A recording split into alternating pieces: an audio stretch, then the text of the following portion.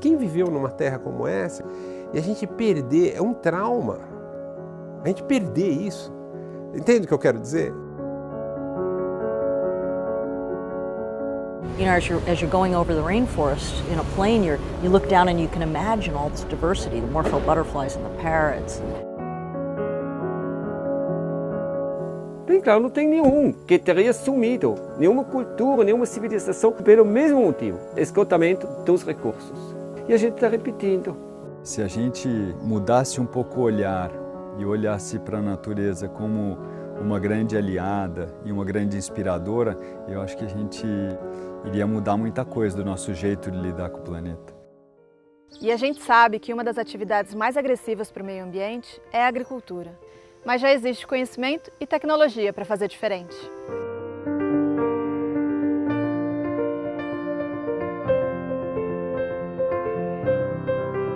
Para mim, a agrofloresta é isso, sistemas que são inspirados na natureza. To me, that's truly taking the rainforest as a model, right? The structure of the rainforest grants the function of abundance, really. And this is not so well known. Agroecology is a major tool in fighting climate change. A ciência vem avançando muito na interpretação do conceito agroflorestal de maneira integral. A gente pode pensar a agrofloresta com qualquer tipo de arranjo ou de combinação do componente florestal com o componente agrícola, com o componente pecuário. Há uns 10 anos atrás não existiam muitos filmes sobre a agrofloresta e a gente resolveu buscar modelos para filmar e para aprender também. Dentre as muitas experiências brilhantes que a gente viu por aí, uma chamou muito a nossa atenção, foi a agricultura sintrópica do Ernest Goethe. Viver de floresta, produzir alimentos na floresta, com floresta, posso mostrar que funciona.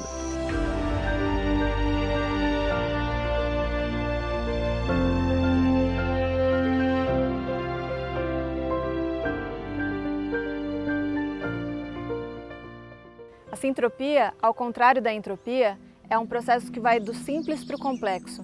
E a agricultura do Ernest segue essa lógica. Todas as interações ali são no sentido de promover um balanço energético positivo no sistema. Uma das características do Ernest é que por trás da prática agrícola dele existe um conjunto de pensamento muito sofisticado. É um conhecimento científico profundo aliado a uma inteligência, a uma sensibilidade prática de uma pessoa que faz agricultura desde os 3 anos de idade. E ele conseguiu sistematizar tudo isso de uma forma que os princípios pudessem ser replicados em qualquer lugar, independentemente do solo, do clima, do tamanho da propriedade. A gente buscou alguns exemplos. Em Brasília, a gente conheceu o João e o Rômulo, 2 alunos do Ernest que estão disseminando um modelo de cultivo intensivo de hortas e floresta partindo de solo degradado. Hoje, quando a gente olha o sítio deles, parece um pequeno oásis no meio de uma região que já foi muito degradada por práticas de agromineração, pelo fogo.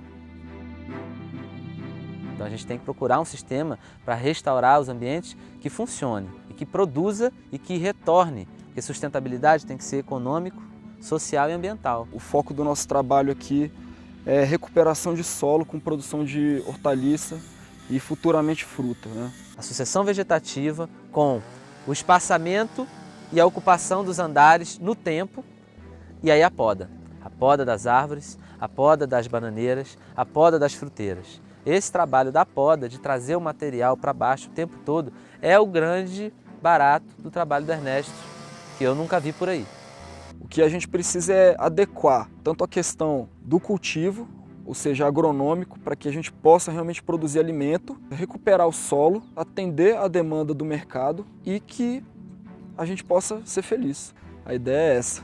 A gente já está aqui com 2 anos e meio. Esse sistema ele já tem a própria matéria orgânica dele só com as podas daqui. Eu já não preciso mais trazer matéria orgânica de fora, se eu não quiser.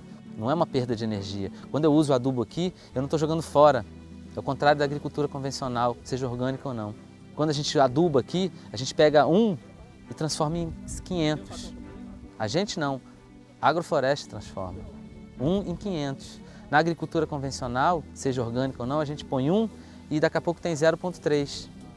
E daqui a pouco tem que botar 2, não mais 1. Né? Porque a gente não está trabalhando com a vida, com os processos da vida. Então aqui a gente usa o mecanismo floresta, que é o motor que gira, e faz o planeta respirar e viver na agrofloresta.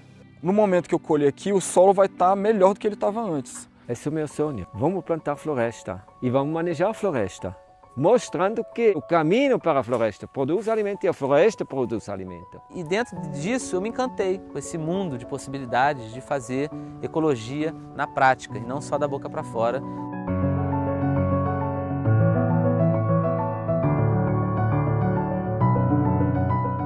O grande barato é realmente as grandes possibilidades que tem, porque quando você entende como funciona a sucessão natural vegetativa e coloca a produção de alimento nesse formato, que é a tecnologia natural que o planeta usa, a gente entra no mecanismo, numa sincronicidade com o planeta. Então, esse é o trabalho do Ernesto. Ele entendeu como funciona a floresta e ele coloca, então, a produção de alimento para funcionar na engrenagem do planeta. Esse é o trabalho da abundância, para a gente chegar num estado de abundância.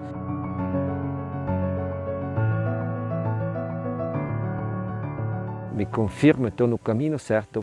Trabalhar para criarmos áreas de inclusão permanente e não áreas de proteção permanente do ser humano. A AIP.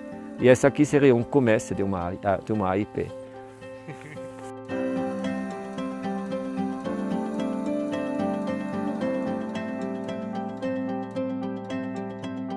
Outra experiência, agora num contexto completamente diferente, é a de um empresário que está enfrentando o desafio da grande escala no interior de São Paulo. Lá a gente encontrou uma fazenda de orgânicos, estruturada como empresa, que encampou um projeto de pesquisa aplicada em sistemas biodiversos adaptados para grandes áreas. A gente vê desse lado aqui, né? A gente fez um plantio aqui orgânico de madeira, sem investir em matéria orgânica no solo, né? Isso que o Ernest desenvolveu das leiras, né? E a gente vê uma diferença enorme. Esse sistema aqui tem uns 6 meses a mais que esse daqui e esse daqui está muito mais bonito, mesmo mais jovem. Você observa que o projeto está montado em solos com muita areia, solos muito sensíveis à degradação. Quando eu falei para o Ernest que eu comprei essa terra aqui, eu falei, mas lá a terra ruim, arenosa. Ele falou, não tem terra ruim. E olha o que a gente está conseguindo fazer aqui em 1 ano e meio, é incrível.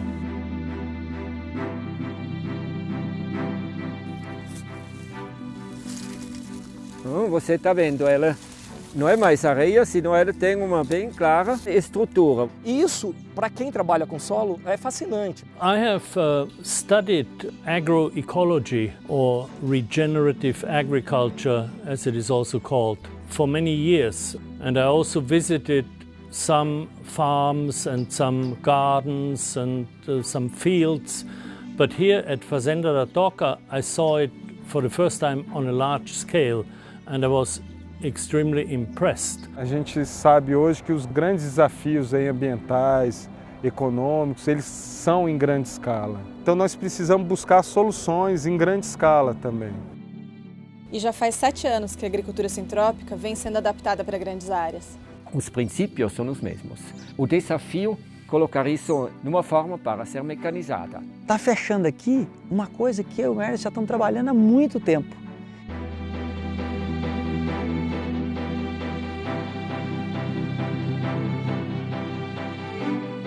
E como essa é uma agricultura que é baseada em processos e não em insumos, é justamente o desenho e o manejo que substituem a adubação e até mesmo a irrigação. Então não me fica mais caro que o outro com seu herbicida. Mas vou ter a grande vantagem de criar vida e não matar vida. Aqui a diferença é muito grande, porque isso se reflete depois no estruturamento do solo, na fertilidade do solo, na capacidade de retenção de água. E eu acho que isso que o Ernest traz de melhor, porque ele consegue pensar de uma forma muito clara de transformar o inimigo, aqui no caso a braquiária, em alguém que está colaborando com o sistema. Não explorando recursos, potencializando, sintrópico. Para o Ernest, a poda é como se fosse o combustível das transformações. É ela que coloca o metabolismo do sistema para funcionar no máximo da eficiência, num aumento constante de recursos. E esse é um dos princípios da sintropia. A poda da árvore tem vários efeitos. Por um lado, ela vai aumentar as atividades nas raízes e ela muda, naquele momento, a micorriza. como dos subprodutos desse novo metabolismo são ácidos gibberéllicos, são para o crescimento. O novo crescimento faz com que a planta, em simbioses ativas, bem ativa e forte, com bactérias e fungos que disponibilizam alimentos para eles. Então, isso dá um efeito de como se fosse a adubação do campo, tudo. E agora o terceiro efeito ainda para a planta, taxa fotossintética mais alta do que a não podada, mais fotossíntese. Na realidade é mais carbono fixado em hidrocarbono e é mais raios solares usados, seja esfriando o ambiente. Esfriando o ambiente, você tem mais água. Porque essa é uma grande notícia, né? Porque, vamos inventar a máquina para sequestrar carbono. Não, cara, a gente já tem um sistema produtivo fantástico que já sequestra um monte de carbono, né? E além disso, produz alimento, produz madeira, produz o que a gente quiser, cria biodiversidade, dá dignidade para o trabalhador rural. Eu acho que aqui tem um caminho extraordinário. Porque se pegar um executivo de uma grande empresa dessa e ele vier aqui na fazenda da Toca e for lá e falar assim, puxa, ele está usando máquina, ele está plantando eucalipto, puxa, estou plantando eucalipto, né? Então, pô, isso pode dar um curto-circuito benéfico, dar um boot no sistema, dar um boot nos paradigmas, dar um boot nas crenças, que são crenças muitas vezes sem reflexão, sem ponderação. Eu fiquei muito impressionada porque eu vivo da agricultura, eu vendo, eu preciso vender, porque se eu não vender eu não vivo. Só que eu não tinha visto como seria possível fazer isso sem ser esse pacote que é vendido pra gente. E no curso eu vi que é possível. Na verdade, estão acontecendo coisas aqui que eu nem nos meus melhores sonhos eu imaginava que iam acontecer. Tem um pensamento que não é só pensamento, não é só ideológico, ele está acontecendo, a gente viu, né? A gente está vendo. Que a gente traga práticas regenerativas, que não só sustentem, mas que gerem esse impacto positivo. E aqui você está encontrando uma possibilidade de fazer um cartão de visita. Essa fazenda aqui é um cartão de visita. Aí você tira e fala assim, ó, Fazenda da Toca, é possível.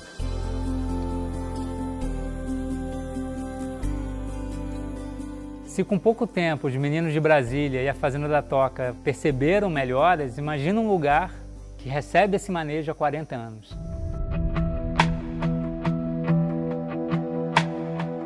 Quando nós adquirimos ela em 1984, encontrei aquele lugar como fazenda fugidos da terra seca, desmatado por completo pelo dono anterior, que era dono de serraria.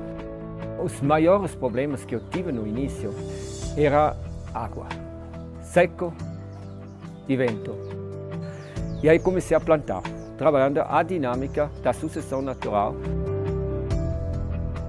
Agora, a mudança definitiva do lugar chegou uns anos mais tarde. Na medida que aquelas árvores cresceram, comecei a ralhar e depois fazendo poda. Aquele foi aqui no português, hoje em português brasileiro, fala-se o pulo de gato. Mudou tudo.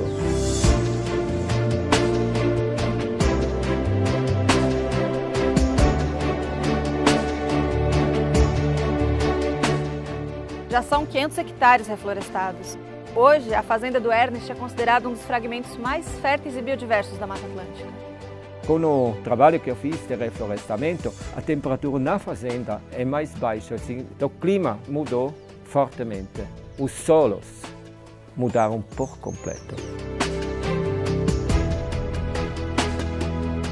Em 2015 foi a primeira vez que a gente conseguiu captar umas imagens aéreas da fazenda do Ernest. Foi muito impressionante, porque a gente vê aquela florestona toda lá embaixo e mal consegue conceber que ali é uma área agrícola altamente produtiva e que inclusive dali sai um dos melhores e mais caros cacaus do mundo. Nos últimos anos, a dinâmica da floresta começou a radiar para fora, assim com que a microrregião está sendo influenciada, está aumentando cada vez mais as chuvas, porque no núcleo, na fazenda, está chovendo.